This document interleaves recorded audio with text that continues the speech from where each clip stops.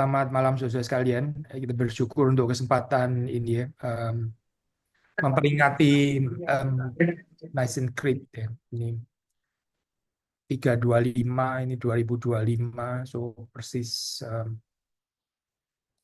1700 tahun ya. Ini kesempatan yang baik. Um, kita di Reform Circle, Gereja Reform, I think seluruh dunia ya, itu kita menekankan sola scriptura, bukan berarti terus kemudian kita nggak ada high view terhadap konsili-konsili penting itu ya. Konsili-konsili itu memang dari perspektif teologi reformatoris, bukan setara dengan Alkitab.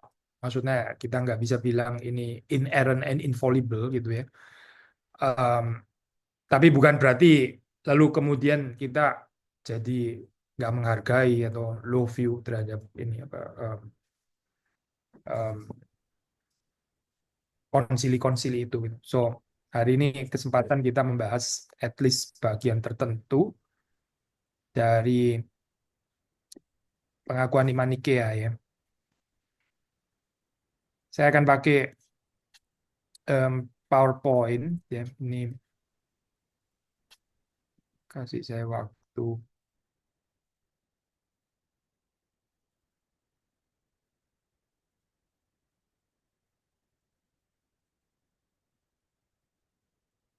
Gimana ini share ya? Oke.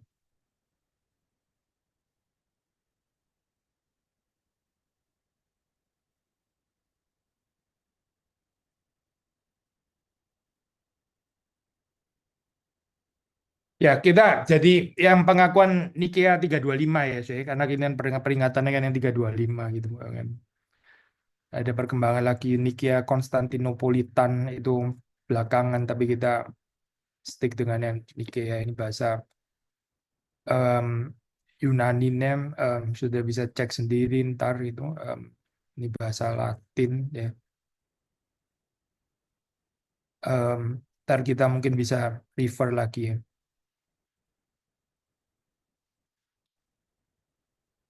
So, yang pertama ini ya, saya. Kita kalau di reform itu kan ada namanya katekismus ya, katekismus Heidelberg gitu ya. Westminster Shorter Larger Catechism itu ya ini apa. Katekismus ada confession ya, atau creeds ya.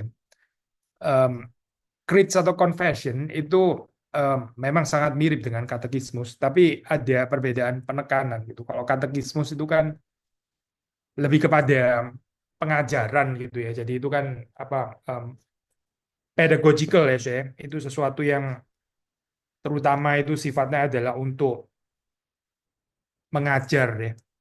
Whereas kalau di dalam confession, pengakuan iman, creeds termasuk di dalamnya ya, itu sifatnya itu adalah namanya pengakuan iman ya. Pengakuan iman to confess ya. Meskipun juga ada aspek pengajarannya, tapi selalu ada aspek polemis ya, aspek polemis ini penting gitu. Aspek polemik, maksudnya pengajaran apa yang sedang dilawan di sana gitu. Misalnya termasuk pengakuan iman Nikea gini ya, ini bukan tanpa konteks tapi ada yang dilawan gitu. Jadi ada polemik lah ya. Dan gambaran polemik ya kan, polemik dengan pengakuan iman ini sudah sejak dari awal sih sebetulnya kalau sudah lihat ya ini apa. Misal ya saya contoh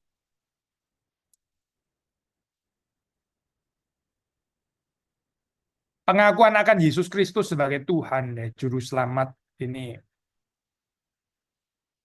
itu juga merupakan pengakuan yang polemis gitu. Karena istilah kurios ya, istilah kurios itu adalah istilah yang sebetulnya dipakai di dalam Caesar cult ya. Itu untuk diterapkan kepada kaisar ya. Kaisar bahkan memperkenalkan dirinya ini apa sebagai ya sotir juru selamat. Dia datang membawa kabar baik, ya, membawa kabar baik. Dia juru selamat, dia Tuhan, ya, disembah sebagai Tuhan. Dia juga menghadirkan damai, ya. So itu istilah-istilah yang vocabulary-nya kita gitu kan ya.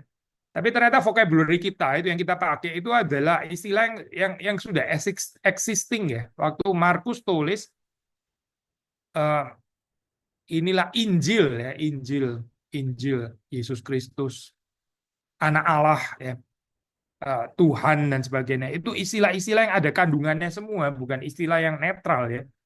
Istilah yang waktu orang confess itu ya dia bisa bisa dipenggal kepalanya, bisa bisa dibunuh. So itu yang kadang di dalam kekristenan modern ya, so, itu apa ada hilang ya.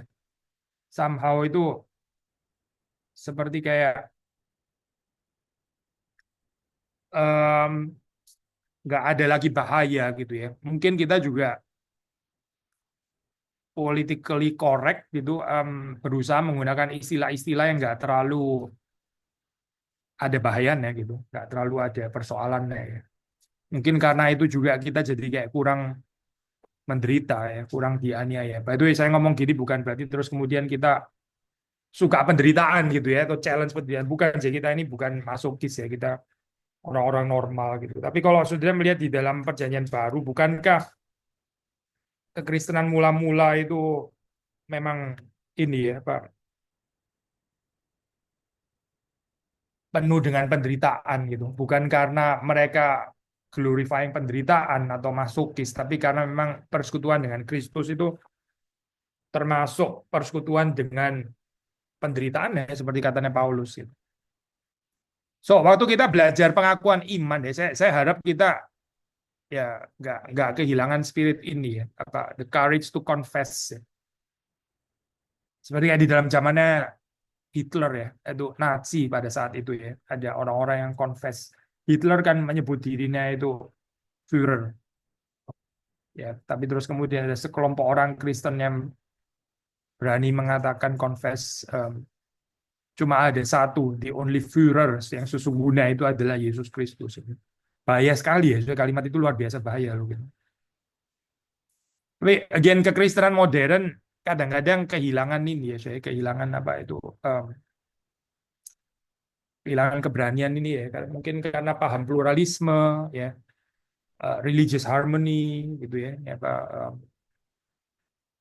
nggak boleh singgung agama lain ya, atau ngomong-ngomong di kandang sendiri saja gitu misalnya ya, ya well ini rada jauh sih belajar pengakuan iman historical dengan konteks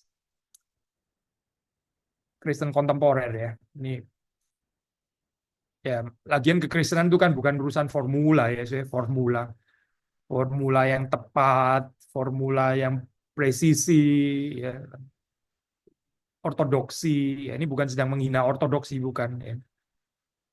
Tapi kalau sampai cuma kepada apa presisi-presisi yang formula-formula yang tepat kayak gitu, ya, ya pertanyaannya kan sederhana ya. Kenapa mereka sampai mesti dipenggal gitu?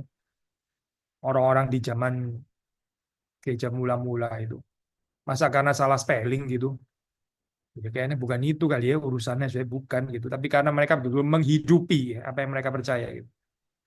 Termasuk kalau konteksnya nggak bersahabat ya, konteksnya itu nggak mendukung, nggak kondusif, mereka tetap menghidupi apa yang mereka percaya.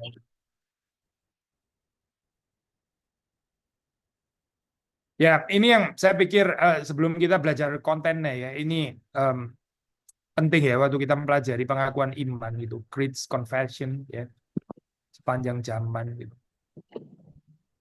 Saudara mungkin sekali lagi seperti tadi sudah diumumin ya, kalau saudara nggak sedang mau ngomong bisa dimatiin ini ya Pak, mikrofonnya. Atau bisa dikontrol nggak sih sama panitia dimatiin semua? Susah ya. Bisa, Pak. Iya, kalau nggak matiin aja semua ntar kan, maksudnya saya nggak ekspektannya jawab di tengah-tengah juga sih ini. Kan memang bukan di sini ya tempatnya. Thank you.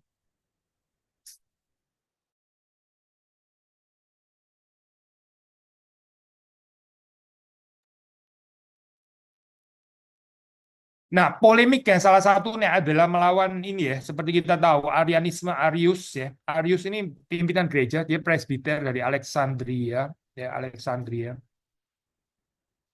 Ya, kalau sudah ya di dalam sejarah itu ini apa Alexandria itu tempat penting ya, saya mengembangkan apa eh, kekristenan gitu. Kristologi itu berkembang di Alexandria, Antioquia juga. So, tapi ini bukan berarti antara Alexandria dan Antioquia yang mana yang lebih ortodoks, yang mana yang lebih Alkitabiah gitu misalnya ya. Karena Arius ini dari Alexandria ya dan dia mengajarkan ajaran Didat gitu. Eh, tapi ada Cyril Alexandria yang nanti mewakili ortodoksi ya. Dia ada dari Alexandria di sisi yang lain ya. Antioquia juga pernah menghasilkan ini ya, apa ini apa eh, Didat Nestorius gitu. Nestor itu Antioquia. So ini bukan siapa lebih superior tempatnya gitu. Alexandria lebih ortodoks dibanding Antioquia atau Antioquia lebih ortodoks dibanding Alexandria gitu ya. Em, ya Alexandria bisa memberikan kontribusi yang penting bagi ortodoksi itu. Antioquia juga gitu. Tapi ada perbedaan saya memang di dalam ini ya pendekatan kristologinya gitu. Pendekatan kristologi Alexandrian itu em, lebih dekat dengan Injil Yohanes ya, Joy. Lebih dekat dengan Injil Yohanes gitu. Jadi itu pakai tanda kutip ya Christology from above. Nah ini sekarang istilah yang sekarang agak dianggap bermasalah karena kalau dulu orang ngomong Christology from above, from below gitu ya. Ini apa? Sebetulnya di dalam from above juga ada below, ya. Di dalam below juga ada from above ya gitu ya. So bukan bicara couplingnya, tapi intinya gini ya, Joy. Apa ini eh, Alexandrian Christology itu adalah ini apa so-called logos sarx ya, logos sarx antropologi. Pribadi logos yang kemudian menjadi daging ya, itu sarx ya. Kalau Antioquia punya kristologi itu logos anthropos ya, logos anthropos. Jadi kristologinya lebih dekat dengan sinoptik ya. Sinoptik seperti sudah tahu itu mulainya membicarakan dari manusia Yesus ya, manusia Yesus yang ternyata adalah juga anak Allah ya, yang kekal gitu. Jadi pendekatannya kan rada dari bawah gitu ya. Kalau sudah familiar sama istilah ini ya, pendekatan sinoptik itu lebih ke pendekatan epistemik gitu ya, perjalanan hidup orang mengenal Yesus. Ya tentu mengenal Yesus dulu sebagai manusia gitu. Dan kemudian dia di dalam perjalanan kehidupannya mengenal Tuhan, dia sadar bahwa Yesus ini bukan manusia seperti manusia yang lain, maksudnya dalam arti ya, manusia tok gitu ya, satu natur, tapi ternyata dia juga adalah Allah, sang anak Allah gitu. Ya itu pendekatan epistemik namanya ya, pendekatan noetik, pendekatan dari perjalanan kehidupan manusia mengenal Allah. Tapi kalau pendekatan Alexandrian itu logos sarx itu pendekatan itu dari atas itu. Logos itu ya, ini pendekatan ontik ya, pendekatan bukan dari sejarah manusia mengenal, tapi pada mulanya memang logos itu sudah bersama-sama dengan Allah, dia adalah Allah dan logos ini ya mengambil natur kedua yaitu natur manusia, yaitu aliran Alexandrian ya. Nah ini Arianisme, Arius ini lebih dari eh, Alexandria ya, pendekatannya memang lebih top down gitu ya, top down, bukan bottom up. Eh, ada dasarnya of course itu ya. Bagian kalau di Alkitab itu ya pendekatannya dipakai model kayak gini ya Yohanes itu Injil Yohanes. Eh, tapi terus kemudian dia mengalami kesulitan ya. Dia mengalami kesulitan, dia nggak bisa melihat bahwa ya logos ini eh, sejajar ya. Ini apa substansi yang sama ya dengan Allah Bapa. Jadi pakai istilah-istilah yang lain ya. Mungkin mirip substansinya tapi nggak benar-benar sama atau satu ya. Nah, itu yang menjadi apa persoalan di sini ya, latar belakang daripada Nikea itu. Saya terusin dulu ya. Arius ini mengajarkan subordinasionisme yang radikal. Maksudnya begini ya, to certain extent kita bisa bicara tentang subordinasi, ya nggak ada masalah. Memang di dalam Tritunggal kan ada ordo ya, Bapa, Anak, Roh Kudus. Bapa yang apa ini apa memperanakkan ya, memperanakkan sang anak ya, dan nggak pernah dikatakan sang anak juga memperanakkan Bapa, itu nggak ada itu ya. Jadi itu kan kacau ya ordonya gitu. Demikian juga Bapa dan Anak ya, dari Bapa dan Anak itu keluar Roh Kudus, proceed ya. Dan nggak pernah dikatakan tapi the Father juga proceeds from Roh Kudus, dan nggak ada jadi kalimat itu nggak pernah, itu ngawur itu.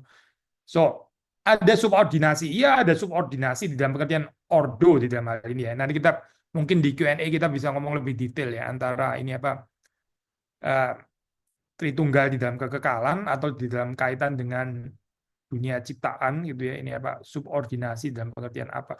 Tapi poin yang saya mau katakan adalah bahwa ada urutan ya, ada ordo, ada order, Bapa, Anak, Roh Kudus yang nggak bisa dibolak-balik. I think itu bukan sesuatu yang salah gitu. Tapi waktu kita belajar Tritunggal yang ortodoks ya, ini kan kita juga insist konsubstansialitas ketiga pribadi ya. Itu substansinya itu sama. Substansi atau esensi yang satu dan sama itu dimiliki secara sempurna oleh ketiga pribadi ya. Jadi Bapa itu sepenuhnya Allah, Anak juga sepenuhnya Allah, Roh Kudus sepenuhnya Allah ya.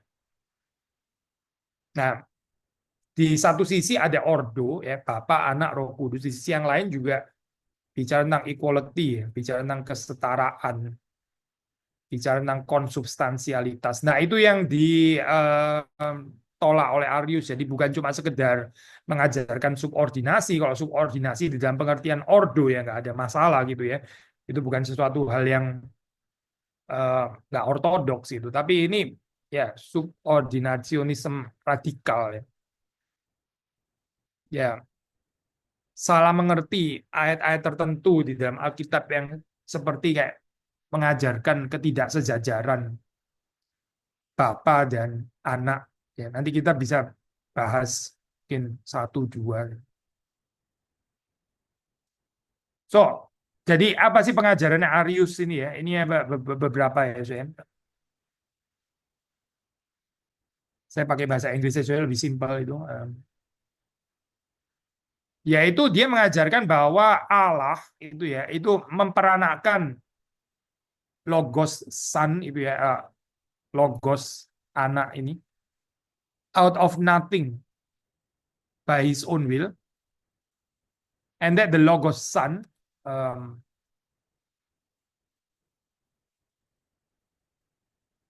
karena itu ya um, bukan begotten from the essence of God.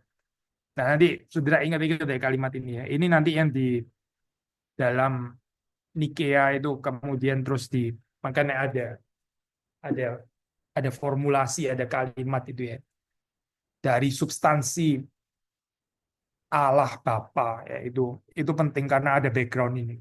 Jadi Arius mengajarkan bahwa ya begotten memang begotten eh, dan tapi ya tidak diperanakkan dari esensi atau substansi Allah. Jadi ini ya boleh aja sih disebut Allah, boleh aja disebut ilahi gitu, tapi bukan esensi atau substansi yang sama dengan yang dimiliki oleh Allah Bapa gitu. Yang berikutnya ya, yang berikutnya yaitu bahwa logos dan sang Bapa ini ya, karena itu jadi accordingly bukan satu esensi, bukan esensi yang sama, bukan substansi yang sama ya. Bukan essential equality atau consubstantiality ya, bukan, tapi esensi yang berbeda ya. Berbeda ya berarti bukan satu, istilah satu dan sama itu sebetulnya dipakai bergantian ya. Kalau satu ya berarti sama, sama ya berarti satu gitu. Ya kalau nggak sama ya berarti ini esensi yang berbeda dengan esensi Bapa. By the way, saya mungkin sebelumnya kita apa sih itu esensi ini kan istilah filosofis gitu ya, saya ini apa substansi atau esensi itu apa sih pengertiannya? Sebetulnya pengertiannya sederhana sih, saya ini pengertiannya itu adalah sifat khusus ya, sifat khusus. Ini kalau di dalam bahasa Inggris agak susah terjemahannya gitu. Kata yang paling dekat di dalam bahasa Inggris itu pakai istilah property ya. Tapi kalau di bahasa Belanda, bahasa Jerman itu pakai istilah yang nggak bisa diterjemahin ke bahasa ini ya, bahasa Inggris pakai istilah Eigenschaft atau Eigenschap itu kalau diterjemahin literally sih kayak ownership gitu ya, nggak ada sih istilah itu di bahasa Inggris ya. Sifat khusus yang dimiliki oleh sesuatu atau ya seseorang atau apa sesuatu hal gitu ya, yang olehnya yang karenanya hal itu disebut itu gitu. Sekali lagi ya saya. Tadi pakai contoh aja lebih gampangnya. Disebut dengan substansi atau esensi itu adalah kualitas khusus yang ada pada satu hal yang olehnya ya hal itu disebut itu gitu. Contoh ya. Ini kan istilah substansi itu esensi itu kan biasanya dipakai dalam filosofi dipakai bukan berganti dikontraskan dengan accident ya. Accident substansi esensi kalau yang bukan substansial itu berarti apa? Accidental. Contoh ya, saya. Contoh. Misalnya besi ya, saya besi itu. Besi itu esensinya apa gitu. Ada kualitas khusus apa yang ada pada besi gitu. Ya, misalnya ya, saya misalnya melebur pada berapa derajat Celcius. Nah, itu unik gitu. Itu termasuk esensi substansi ya. Senyawanya ya itu pasti unik gitu ya. Perhaps juga berat jenisnya itu unik. Cuma ada pada besi itu, yang lain berat jenisnya lain gitu. Tapi bentuk segitiga gitu ya. Itu bukan substansinya besi gitu. Bentuk segitiga itu just merely accidents gitu. Itu accidental untuk besi. Karena yang bentuk segitiga ya nggak harus besi sih, kayu juga bisa gitu.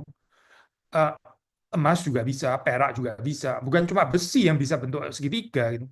So bentuk segitiga itu nggak substansial di dalam besi itu. Substansial itu berarti yang hanya ada pada dia, yang nggak ada pada yang lain ya. So kalau kita bicara tentang substansi ilahi itu apa gitu? Ya itu yang jelas yang dimaksud di sini ya. Apa yang substansi ilahi itu? Keberadaan. Itu bukan substansi, so. Itu bukan substansi. Karena kita juga berada. Malaikat juga berada. So, existence itu bukan substansial di dalam ini. Itu accidental itu dalam kategori ini. Tapi kalau kemahaadaan, ya, omnipresence, nah itu substansial itu. Itu nggak ada pada yang lain. Ya, maha kudus ya itu basically semua atribut maha sih ya itu substansi itu substansial. Ya, sifat-sifat yang exclusively hanya ada pada Allah, yang nggak ada pada semua yang lain ciptaannya. Itu disebut substansi ilahi. Nah, jadi waktu kita bicara, baik lagi ya, of the same substance, ya di sini kan bicara substansi yang sama ya. Berarti kemahaadaan itu dimiliki oleh Bapa, Anak, Roh Kudus ya. Kemahakudusan itu juga ada pada Bapa, Anak, Roh Kudus. Kemahatauan itu ada pada Bapa, Anak, Roh Kudus ya. Ini bicara tentang kemahatauan yang sama, yang satu dan sama, yang dimiliki baik oleh Bapa, Anak, dan Roh Kudus. Jadi ada one mind, bukan three minds ya, one. Karena kemahatauan, pengetahuan sudah tahu, pengetahuan itu urusan dengan mind kan. Ya berarti itu satu pikiran ya. Waktu bicara tentang being bahkan ya, itu kalau sudah baca di dalam Belgic Confession, salah satu Reform Confession yang paling early ya, juga bicara tentang ketunggalan ya, being satu gitu. Yang tiga itu adalah pribadinya. Karena kemahaadaan itu juga satu, bukan tiga gitu. Satu substansi kan ya, same essence. Nah itu maksudnya the same essence itu ya. Satu kemahatauan, satu kemahahadiran ya, kemahaadaan itu satu gitu. Jadi kita nggak bisa bilang three beings, tapi one being yang di-share oleh um, ketiga pribadi atau istilah yang lebih tepat ya, saya entah salah mengerti lagi ya, bukan dibagi-bagi ya, bukan. Tapi dimiliki secara sempurna, secara keutuhan ya, oleh ketiga pribadi, oleh setiap pribadi. Nah, ini yang nggak diterima oleh Arius. Arius bilang itu Logos and the Father itu bukan same essence. Itu esensinya berbeda. Atau katakanlah mirip gitu misalnya ya. Mirip sih esensinya. Ya Logos boleh juga dibilang ilahi, tapi ini keilahian yang berbeda dengan keilahian Bapa ya. Jadi bukan satu atau sama. Yang ketiga ya, Arius mengajarkan bahwa karena itu ya yang disebut Allah, Allah itu ya the only God, itu the true God. Tapi the Logos Son itu bukan true God. Ini kalau boleh saya balikin lagi ya supaya ntar nggak kepanjangan, ini kan masih ingat ya, ini tiga ini coba lihat ini ya. Tiga ini aja yang pertama. Coba sudah lihat di pengakuan iman ini tadi ya. Ini kan Filium Dei Annalatum ex Patre Unigenitum hoc est de substantia patris ya, ini dari substance of the Father kan ini ya, hoc est de substantia patris, lalu dibilang Deum ex Deo ya, ini Allah dari Allah ya, ini kan ada kalimat ini kan, Lumen ex lumine, light from light, Deum vero de Deo vero, ini apa, Allah yang true God from true God ya, Allah sejati dari Allah sejati ya, ini yang ditolak oleh uh, Arianisme ya. So ada konteksnya kalau sudah melihat di sini ya, karena Arius bilang ini bukan true God, logos maksudnya ya. Logos Son itu bukan true God. The Son itu adalah ya creature ciptaan dari the Father ya, meskipun ini ya ciptaan yang sangat unik sih di atas kita semua. Boleh juga disebut mediator itu ya, mediator, tapi ya again it's a creature ya, a creature ciptaan dari Bapa.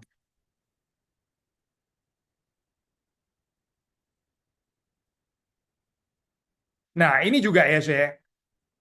God only became father when he begot the Logos Son. Seperti kayak ada logik kayak.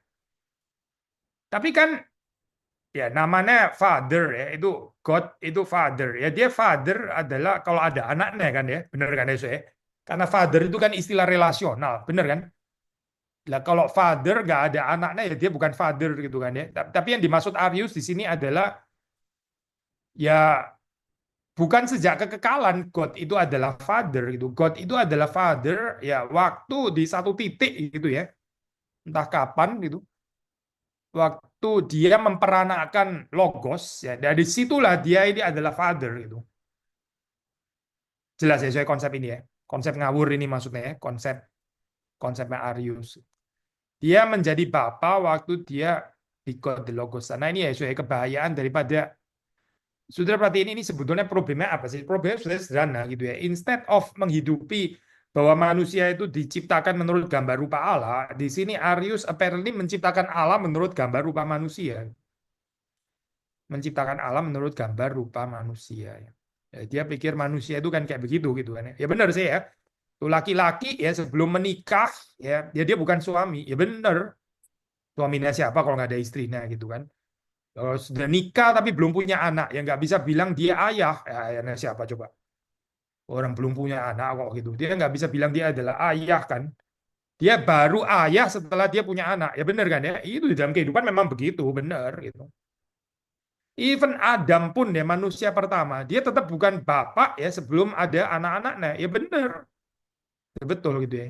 Lalu dia pikir Allah itu juga kayak begitu gitu ya. Ini kan gila ya saya itu menciptakan Allah menurut gambar rupa manusia. Kesesatan ya saya. Dari sini saja ya saudara mungkin ya pikir ya memang si Arius ini keterlaluan gitu ya. Tapi ini problem common loh saya, problem common deh. Kita di dalam kehidupan kita juga bisa suka ya saya memproyeksikan ide kita tentang Allah, Allah itu harusnya gini gini gini gitu. Kalau saya susah, saya berdoa ya Allah itu harusnya memberi saya jawaban nggak lebih daripada 1 minggu. Itu Allahnya siapa ya gitu. Jangan-jangan self proyeksinya kita loh gitu. Allah nggak boleh diem gitu. Memang kenapa ya? Kalau saya diperlakukan tidak adil ya, Allah harusnya segera membalaskan orang-orang jahat itu gitu. Ya, ini kita kita menciptakan Allah menurut proyeksi kita sendiri. Perhaps kita nggak sadar kita mengutuki Arius, kita bilang memang keterlaluan ya orang ini ya, kok berani-beraninya menciptakan Allah menurut gambar rupa manusia ya. Ini problem sampai sekarang masih ada, so ya. Mungkin teologi kita tentang Tritunggal ortodoks ya, boleh saja ortodoks gitu. Tapi ini problem common kok sebenarnya, menciptakan Allah menurut gambar rupanya kita gitu. Pertanyaan terkenal ini saya sudah pernah dengar lah gitu ya. Kalau Allah itu maha baik dan maha kuasa, kenapa di dalam dunia masih ada penderitaan? Sudah pasti pernah dengar kan ya. Kalau dia maha baik dan dia maha kuasa, mana di dunia ini masih ada penderitaan? So, berarti apa? Mungkin Allah itu maha baik tapi nggak maha kuasa, atau dia maha kuasa tapi nggak maha baik. Ya makanya masih ada penderitaan. Cuma itu pilihannya. Ini menurut versinya siapa? Ya ini self projected image dari bawah sebetulnya gitu. Baik, maha baik menurut dia gitu. Maha baiknya dia itu kalau dia maha baik dan maha kuasa, dia harus menggagalkan semua penderitaan gitu ya. Jadi kalau orang tiba-tiba mau pukul orang lain gitu ya, tiba-tiba orangnya itu berubah jadi donat gitu misalnya ya, terus orangnya terus dilemparkan ke gunung yang lain gitu misalnya, kan gila ya saya kayak begini nih. Jadi bagaimana sih maksudnya gitu? Kalau orang nusuk pisau itu, tusuk pisau, terus pisaunya berubah jadi karet gitu, jadi geli dia gitu maksudnya. Jadi itu namanya maha baik gitu maksudnya. Ini konsep apa ya kayak gini nih? Konyol kan nggak sebenarnya sih? Konyol gitu. Tapi manusia tuh suka loh mengembangkan konsep seperti itu, proyeksi dari bawah gitu, menciptakan Allah, menciptakan konsep ya termasuk substansi ya, kemahabaikan, kemahakuasaan menurut proyeksinya dia sendiri gitu. Menurut gambaran dia sendiri. Ya, mengenal Allah itu satu perjalanan seumur hidup ya, saya. Dan itu it's a risky journey ya. Karena saudara dan saya akan terus dikoreksi gitu. Akan terus dikoreksi sampai kita akhirnya ya sungguh-sungguh mengenal Allah gitu. Yang diperangi di dalam pengenalan akan Allah itu apa sih? Ya, salah satunya saya percaya adalah self projected image tentang Allah gitu. Ya ini kesesatan Arius yang juga kayaknya kesesatan saudara dan saya juga. Meskipun kita jatuhnya bukan di dalam urusan ala Bapa ya gitu ya. Kita kita bukan mengembangkan self projected image yang ini memang, tapi di dalam banyak hal yang lain kita juga bisa punya self projected image loh, ya. Kesesatan yang juga mirip dengan kesesatannya Arius gitu. So, the God that God only became father when he begot the Logos Son ya. Ini dunia manusia kan. Berikutnya, that there was a time, karena itu juga ini konklusi logis semuanya ya. Ini kan kalau seperti itu berarti berarti ada waktu di mana the Son did not yet exist, benar kan? He had a beginning. Jadi dia menolak, dia deny the beginningless ya apa ini saya susah bahasa Indonesia ya, yang nggak ada beginning ya itu, co-eternity of Father and Son, pre-existence of Christ itu ditolak gitu oleh oleh apa siapa Athanasius, sorry, Arius ya saya, sorry salah ngomong ya saya, Athanasius justru yang memerangi eh, konsep ini gitu. Nah makanya saya kalau sudah melihat dari variasi-variasi ini, yaitu konsep seperti eternal generation, yaitu diperanakan di dalam kekekalan, itu sebetulnya adalah kontra Arius ya gitu, karena Arius percaya generation of the son by the father oke, ya nggak ada penolakan, tapi bukan eternal generation, karena generation diperanakan nah itu ada di dalam waktu tertentu, sebelumnya ada saat di mana anak itu belum diperanakan gitu. Itu konsep daripada Arius ya. Ya, dan ya ini terakhir, bahwa logosan ini karena itu subordinate subordinate to God. Ini bukan dalam pengertian ordo tadi ya, saya ordo yang beres ortodoks, tapi subordinate di dalam pengertian ya, memang benar-benar lebih rendah. Even sebelum menciptakan dunia juga sudah lebih rendah. Ini yang disebut dengan radikal subordinasionisme tadi ya, subordinationism radikal ya. Nah, sekarang again coba kita baca lagi ya, saya ini apa ya, terjemahan bahasa Inggris ya. And in one, and I believe itu, and in one Lord Jesus Christ, satu Tuhan, satu Tuhan, yaitu Yesus Kristus.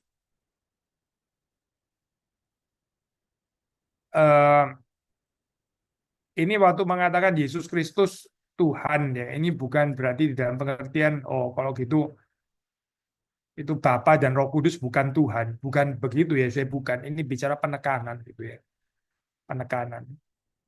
Waktu bicara satu Allah yaitu Bapa ya, itu bukan berarti terus kemudian Yesus Kristus bukan Allah dan Roh Kudus bukan Allah, karena yang Allah itu hanya pribadi Bapa, bukan begitu ya, saya ini apa? Ini kan bicara tentang penekanan ya, One Lord Jesus Christ, satu Allah yaitu Bapa, satu Tuhan yaitu Yesus Kristus. Nah ini kalau sudah melihat secara keseluruhan sudah dibahas ya sebelumnya, saya mungkin nggak perlu masuk ke sana. Sudah bisa baca Nicene Creed dari awal sih. One Lord Jesus Christ, the Son of God, Sang Anak Allah, begotten of the Father, the only begotten, diperanakkan ya dari Bapa, that is ya of the essence of the Father, dari substansi Bapa ya, substansi ilahi. Jadi satu ya, substansinya itu satu.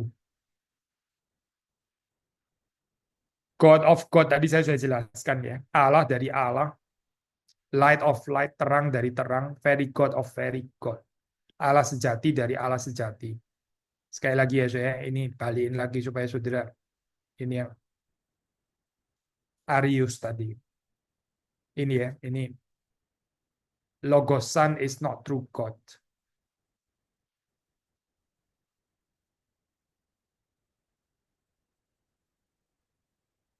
Begotten, not made. Not made ya, bukan diciptakan, karena Arius mengajarkan ini a creature of the Father ya, jadi bukan apa ya, bukan diperanakan di dalam kekekalan tapi diciptakan, even diciptakan sebagai katakanlah Allah sekalipun gitu ya, tapi tetap Allah ciptaan. Diperanakan, tidak diciptakan, konsubstansial, punya substansi yang sama ya. Kon itu kan dengan ya, bersama. Konsubstansial with the Father maksudnya substansinya itu sama dengan substansi Bapa ya. By whom all things were made, both in heaven and on earth. By whom, atau sebetulnya mungkin terjemahan lebih baik through whom ya. Ya ada nuans sedikit sih saya, tapi kalau sudah baca di ini ya Pak, ini bahasa Latin dan bahasa Greka,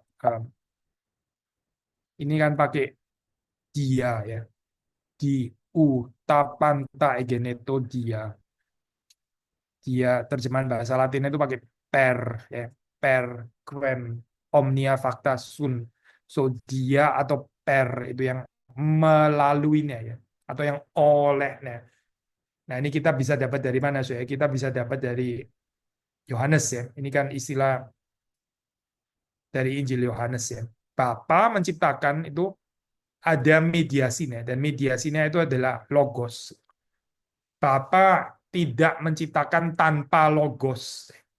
Jadi Bapa menciptakan melalui logos ya. Waktu dipakai istilah melalui di sini ya, saya sudah jangan apa ya,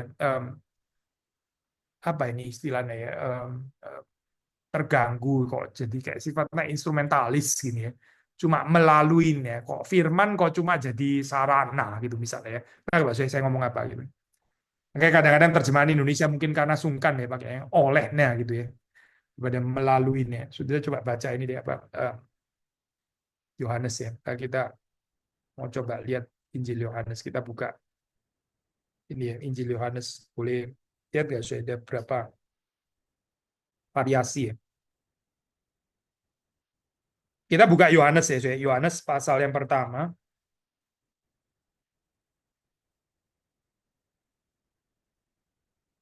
Saya baca ya. Pada mulanya adalah firman, firman itu bersama-sama dengan Allah dan firman itu adalah Allah. Ia pada mulanya bersama-sama dengan Allah. Segala sesuatu dijadikan oleh Dia ya, oleh Dia dan tanpa Dia tidak ada sesuatu pun yang telah jadi dari segala yang telah dijadikan oleh Dia kan. Ayat yang ketiga. Coba kita lihat ESV ya. Saya nggak tahu sudah di Malaysia pakai apa itu eh, terjemahan Inggris yang mana. Tapi kalau di ayat 3 ESV itu, all things were made through him. Ya. Through him. Per, ya dia, bahasa Greeknya dia, atau bahasa Latin per, bahasa Inggris ya through, melalui. Ya, melalui. Jadi memang konsepnya itu mediatoris ya, mediating position ya, logos itu. Bapa menciptakan bukan tanpa logos. Bapa menebus bukan tanpa logos ya. Bapa mewahyukan bukan tanpa logos. Bapa menguduskan juga bukan tanpa logos. Ini namanya konsep mediasi gitu kan. Kita jangan karena konsep mediasi ini terus jadi low view ya saya. Cuma mediasi gitu ya. Ini apa? Bukan sumbernya gitu kan ya. Itu saya pikir again lagi-lagi jangan-jangan kita ini kembangin konsep dari bawah ke atas. Lagi-lagi menciptakan apa itu high, apa itu low menurut eh, image di dalam ciptaan gitu.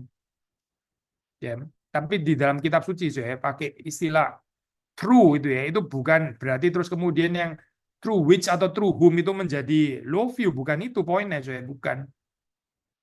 Tapi di sini memang istilah yang saya pakai di sini pakai by whom ya, ini sedikit mirip bahasa Indonesia sebetulnya. Sebetulnya terjemahan yang mungkin lebih dekat dengan uh, Nicene Creed baik yang versi Latin atau versi Yunani atau bahkan dengan Injil Yohanes itu ya adalah through whom all things were made. Bapa nggak pernah menciptakan tanpa sang logos. Jadi mengapa ya kesetaraan Yesus dengan Allah ini penting gitu. Kita juga bisa membicarakan nanti ada bagian berikutnya ya tentang dua natur Kristus. Kita juga bisa tanya nanti mengapa kemanusiaan Yesus itu penting ya. Ini bidatnya juga banyak yang nggak percaya kesejatian kemanusiaan Yesus ya. Tapi di sini melawan Arius, Arianisme ini bicara tentang keilahian Yesus ya. Mengapa ini penting? Ya, karena tanpa ini ya, tanpa kesetaraan ini ya, ya sederhana dia mediasi itu kan memediasi, namanya memediasi ya. Dia sekaligus mewakili Allah dan mewakili manusia kan. Pribadi Yesus ini satu-satunya ya, satu-satunya yang bisa menjadi mediator Allah dan manusia karena dia Allah sejati, manusia sejati. Nggak ada pribadi yang lain yang Allah sejati, manusia sejati. Nggak ada, yang lain nggak ada. Satu-satunya adalah pribadi Yesus ini ya. Allah sejati, manusia sejati. Nah kalau keilahiannya hancur, kesetaraannya itu dihancurkan ya, ya dia berarti nggak bisa mewakili Allah. Gitu. Istilah mewakili ini in, apa ya saya bukan mewakili like nabi-nabi mewakili Allah. Saya nggak pakai istilah mewakili seperti dalam pengertian itu.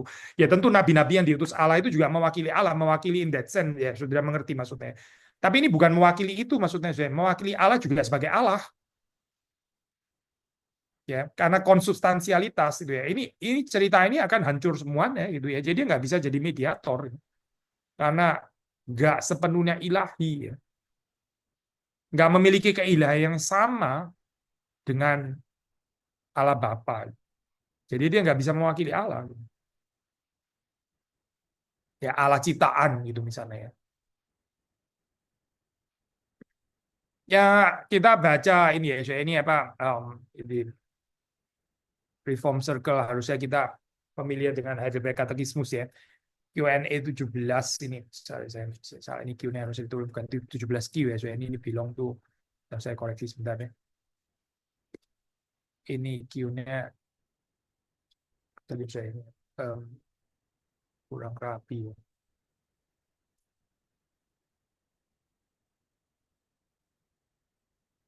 Saya share lagi ya.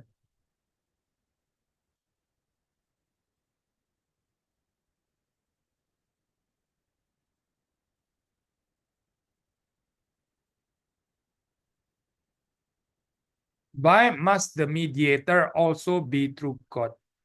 Q&A 17 ya, Heidelberg Catechismus jawabannya. So that the mediator by the power of his divinity might bear the weight of God's wrath in his humanity and earn for us and restore to us righteousness and life.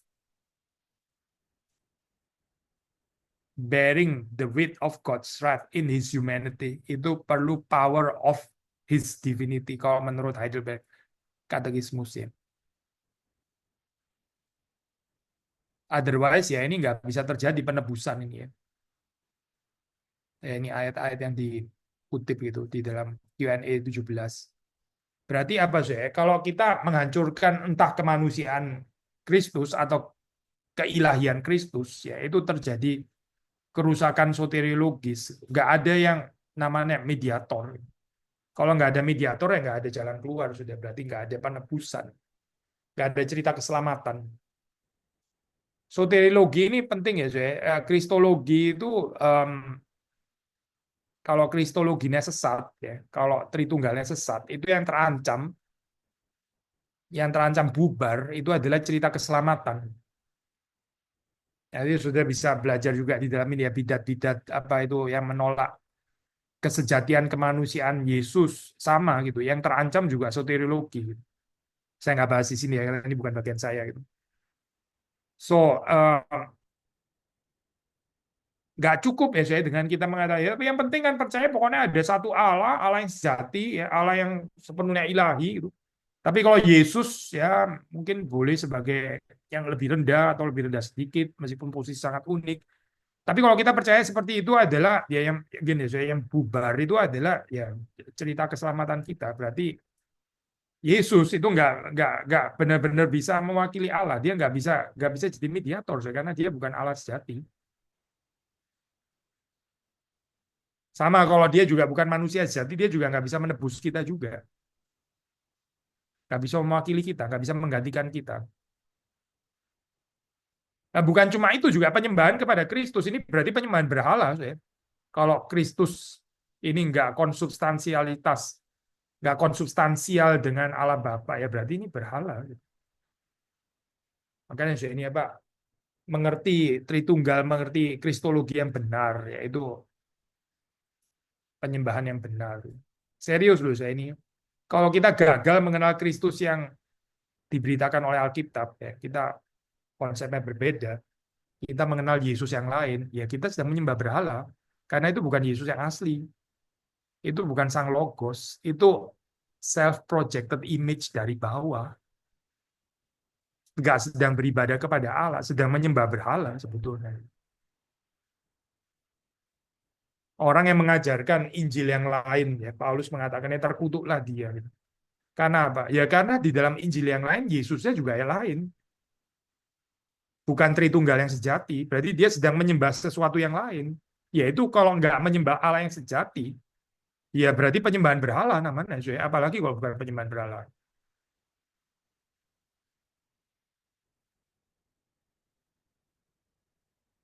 Ya, saya mungkin sebetulnya masih bisa lihat juga dari apa ini ya, apa Westminster Confession gitu. Tapi Westminster Confession sebenarnya lebih banyak em, menekankan kemanusiaan Kristus ya, dua natur dan sebagainya gitu. Keilahiannya itu di assume ya di dalam bagian itu tentang Christ the mediator.